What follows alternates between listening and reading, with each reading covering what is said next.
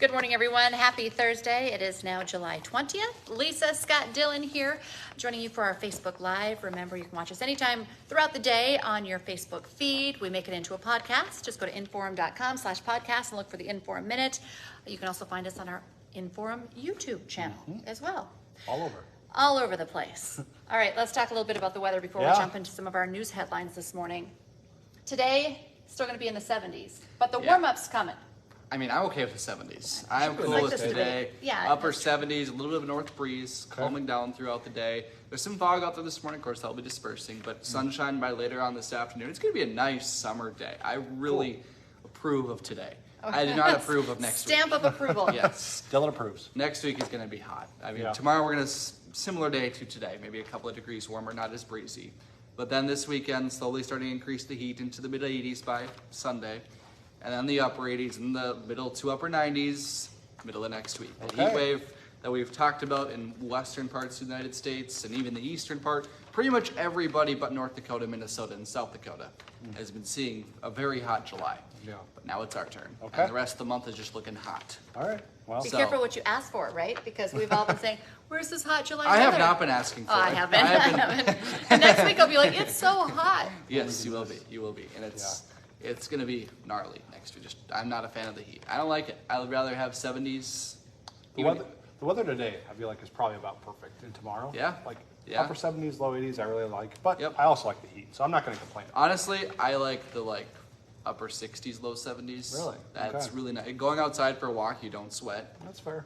And you're outside doing something, you don't really break a sweat. It's comfortable. Once you get to upper 70s, low 80s. You don't like to sweat, is what you're saying? No, I'm really not a big fan of it. If I'm gonna be outside, I'd rather be comfortable than sweating my head off. Or freezing, but how about freezing? Because we talked about freezing. That. Yeah, I don't like freezing.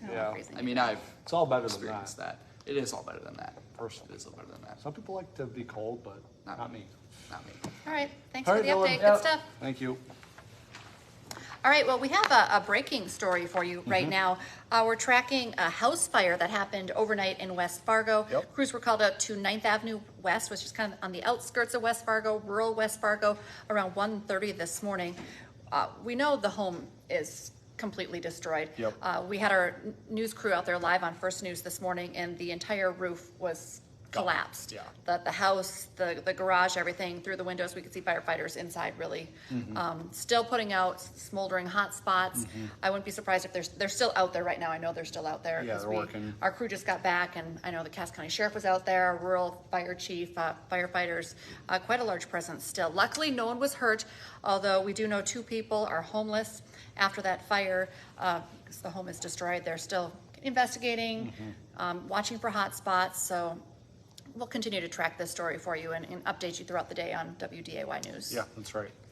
All right, this morning, like so many of you, we are still trying to comprehend the mass amount of guns and ammunition that we know the man who fatally shot one Fargo police officer, injured 2 others, and an innocent bystander actually had packed in his car.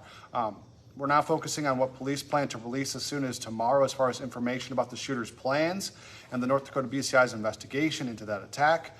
Attorney General Drew Wrigley, also along with Police Chief David Zabolski, released a ton of new information at a news conference yesterday afternoon. We covered that extensively on our newscast throughout yesterday afternoon and last evening. But even though that happened, there's still a ton of unanswered questions. They hinted at a far larger, more sinister plot by that gunman had he not been stopped by law enforcement. Yeah, some of the pictures that they released, you mentioned this. I mean, so many guns, several long rifles. They mentioned that a lot of them modified, a lot of magazines, so many rounds of ammunition. That homemade hand grenade was inside the car. Gasoline was in there. I know when watching the news conference too, we are still not seeing a picture of the suspect. Because they said they have a driver's license picture, but it's not in the system at all. So there's no mug shots or anything like that. So as of right now, they say he probably purchased all of this legally. But that kind of goes into, tomorrow, we're going to hear from the BCI and the FBI. So Drew Wrigley talked yesterday, kind of released all of this information, all of what was found inside the car and inside his apartment. 1,800 rounds of ammo inside that vehicle. And like you mentioned too, they were talking about, they implied They thought he was maybe heading to downtown Fargo, 4 or 5 minutes away. Downtown Fargo Street Fair was going on at the time. Yeah. As far as why they're saying that or implying that or leading us to believe they know a lot more, that we're waiting to hear tomorrow during this. And of course, we'll carry that live and we'll let you know as soon as we know what time. We don't know what time that's going to happen yet, but a big part, I just want to mention too, yesterday that Drew Wrigley was talking about that Zach Robinson's, Fargo police officer Zach Robinson's use of force was justified in all ways in that shooting as well. And I think a lot of us assumed that, Right. but just to have that official is good. And really they're essentially calling him a hero, saying how he stopped what could have happened. And in 2 minutes. Yeah. In 2 minutes time, which I'm sure seems like an eternity, but a short amount of time, and like more than a dozen times he told him, put your gun down. Yeah, I think this is like 16 or so times Yes. he said put your gun down before shooting and killing him, obviously. So Yeah. crazy story. Of course, still mourning the lost officer in that whole situation, Jake Wallin. This morning, we're learning more about those 2 officers who were critically injured in that attack as well, and how they're doing this morning. We know officers Andrew Dotis and Tyler Hawes are still in critical but stable condition. Apparently, they're now moving. We don't know exactly what kind of movement, but that's what the chief says. But they also still have a very long road to recovery. The bystander involved in that shooting, Carly Coswick, was shot in the hip and the leg. She's had surgery. She's been speaking from her hospital room. She's originally from Boston. Sounds like she's going to go home for the recovery process and then return to Fargo at some Yeah, point. she hadn't been here very long. Yeah. So, hardly moved to Fargo, plans on going to grad school, then this happened, so. Yeah. But we'll follow up.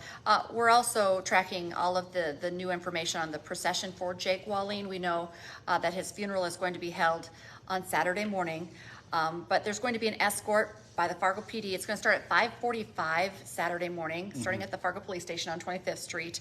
They're going to do a memorial loop around the headquarters before heading to Pequot Lakes for the funeral. That's going to happen at 10:30 Saturday morning at the high school there. That was chosen by the family. Fargo PD is asking for people who want to show their support to line the route on the way there, and that's been posted. I believe that's on inform.com. You can kind of see where you could go and show your support. There's also going to be a Celebration of Life event. That's going to be next Wednesday afternoon at 1 o'clock at Shields Arena in Fargo. Both the funeral on Saturday morning and the Celebration of Life on Wednesday will be aired live on WDAY. And today you can show your support for those officers and all local law enforcement by going blue, as we're calling it. Just put a blue light on your front porch and then switch it on at 9 o'clock tonight. A lot of people have already got these lights out. They've been out, which is fine. But officially, 9 o'clock tonight is the time of we're all going to have a moment together with those blue lights on. Some people already have them going. The effort's been spearheaded by a local radio station, Big 98.7. They've been handing out porch lights, blue lights, for the past 2 days. They've actually raised about $13,000 for the campaign and for these officers, the families of the officers through this whole thing. That money is being donated to the Leadership Care Fund. The money goes to the officers' families who are impacted by this tragedy. You can still donate to that fund. Just go to the website, leadershipcarefund.com, and you can do that. New overnight, this is a story we were also following for you. One person is dead, but after a crash between a semi and a motorcycle. Troopers tell us the semi was headed south on Highway 59 near Fergus Falls when it collided head-on with that motorcycle going the other direction.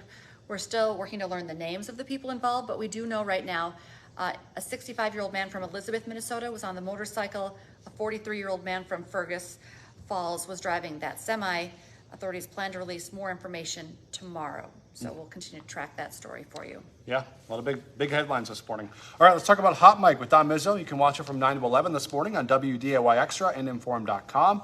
Today they're talking about the Fargo Youth Baseball. They're sending another team to the Little League Regionals. That's next month.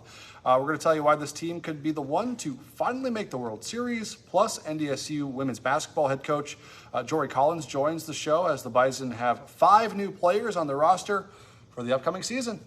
Hot Mic, 9 to 11 on WDAY Extra and Inform.com. And now's a great time to get your Inform.com subscription. All of your local news, weather, sports headlines, 99 cents a month for your first 3 months, and all access pass to Inform.com. And then remember to join us through the rest of the day for updates on all these news stories, weather, sports, Our next newscast is at 11 o'clock this morning, then this afternoon, 4, 5, 6, 9, and 10. And you can join First News again tomorrow morning from 5 to 7. I will not be here, but Lisa, you'll be here. I'll be here. You're going to take a couple of days, enjoy your time off, and we'll see you back, well, not till next Tuesday, but I'll be here then. all right, you'll be back for the heat wave that we that's have right. planned. Have a great day, everyone. Bye.